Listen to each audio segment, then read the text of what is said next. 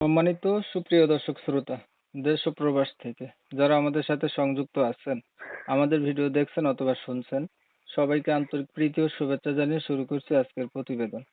বন্ধুরা, আজকের এপিসোডে আছে সুইট একটা মিষ্টি মেয়ে, তার জীবনের গল্প কথাগুলো আপনাদের মাঝে রিপ্রেজেন্ট করব। আপনাদের হাতে যদি সময় থাকে, ভিডিওটা না টেনে দেখেন, বুঝতে পারবেন, ওনার প্রতিবেদনে আসার কারণ জানতে পারবেন। ভিডিওতে ওনার নাম্বার দেওয়া থাকবে, কন্টিনিউ করলে আপনারা ওনার সঙ্গে কথা বলতে পারবেন। কথা না বাড়িয়ে পরিচয় করে দিচ্ছি ওনার সাথে। আসসালামু আলাইকুম। ওয়ালাইকুম আসসালাম। আসসালামু আলাইকুম। ওয়ালাইকুম আসসালাম। আপনি ভালো আছেন? জি, ভালো আছি ইনশাআল্লাহ।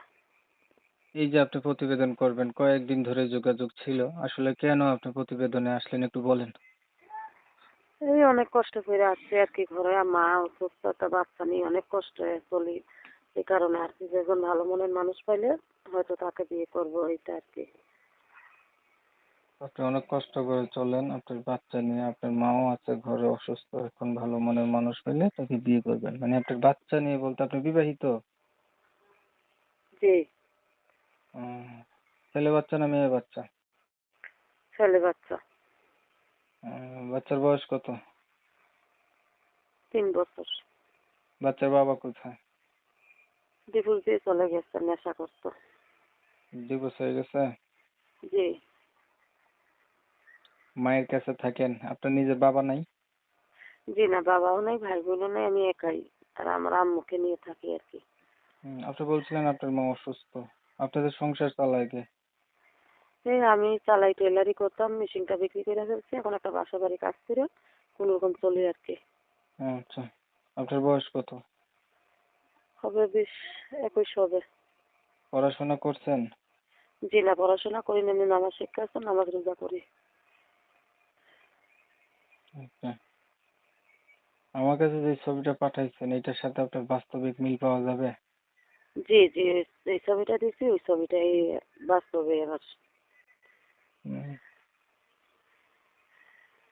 এখন বিষয় হচ্ছে আপনি তো বিবাহিত, আপনাকে জি যারা কল দেবে বা আপনার সাথে যারা কথাবার্তা বলবে, বিয়ে করতে যারা চাইবে, তারা কিন্তু আপনাকে হচ্ছে বিবাহিতই হবে। যেহেতু আপনি বিবাহিত বা বয়স বেশি, এই ধরনের লোকেরা আপনাকে বিয়ে শাদী করতে চাইবে। আপনি কি রাজি আছেন এমন কোনো মানুষ যদি আপনাকে বিয়ে করতে চায়? যেরকমই হোক সমস্যা নাই, যে আমার বাচ্চার দায়িত্বটা নিয়ে আমার পাশে থাকবে, আমার সুখে দুঃখে ডাইল ভাত খাওয়াই আমাকে রাখছে, সেটাই আমার শুকুর আলহামদুলিল্লাহ। আগে কখনো আপনি প্রতিবেদন করছিলেন?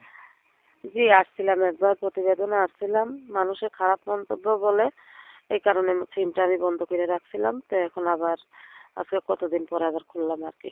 এখন যদি আবার মানুষের খারাপ মন্তব্য বলে? সেটা আমার ভাগ্য। সিম বন্ধ করা যাবে না।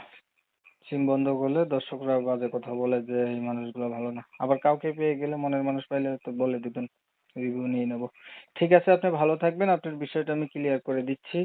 প্রিয় দর্শক শ্রোতা, শুনছিলেন এই যে কথা বলছিলাম, আহ, উনি দেখতে চমৎকার সুন্দর। এত সুন্দরী হওয়া সত্ত্বেও প্রতিবেদনে আসছে একটু সমস্যা হচ্ছে কি, উনি বিবাহিত, ওনার আবার স্বামীর সাথে ডিভোর্স হয়ে গেছে। আর যেহেতু ওনার বাবা নাই, মা আছে অসুস্থ, মানে গার্ডিয়ান বলতে মা অসুস্থতম।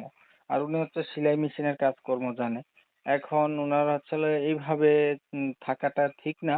আহ, উম, উনি চাচ্ছে যে ওনার মাথার উপরে ছাদ হিসেবে যেহেতু একটা বাচ্চা আছে, বাচ্চার পাশে কেউ যদি দাঁড়ায় বা বাচ্চার দায়িত্বটা নেয়, সে বিবাহিত হোক, যেহেতু উনি অবিবাহিত, কোনো অসুবিধা নেই।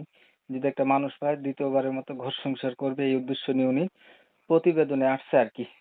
তো আমি বরাবরের মতো ওনার কথাগুলো আপনাদের মাঝে তুলে ধরার চেষ্টা করছি মাত্র। আপনারা যারা শুনছেন, শুনে ভালো লাগছে, ওনার সঙ্গে কথা বলতে চান, তারা চাইলে ওনার নাম্বার আপনারা ফোন দিবেন। আপনারা জানেন আমি এই রিলেটিভেরই ভিডিও ধরি, আর কমিউনিটি গাইডলাইনের কারণে আমরা চাইলেও নাম ঠিকানা নিতে পারি না। আন্তরিকভাবে দুঃখ প্রকাশ করছি। ওনার সঙ্গে যারা কথা বলবেন তারা নাম ঠিকানা জেনে নিতে পারবেন। অনেক সময় নিয়ে ভিডিও দেখছেন, ধন্যবাদ সবাইকে। সবাই ভালো থাকবেন, সুস্থ থাকবেন, আল্লাহ হাফেজ।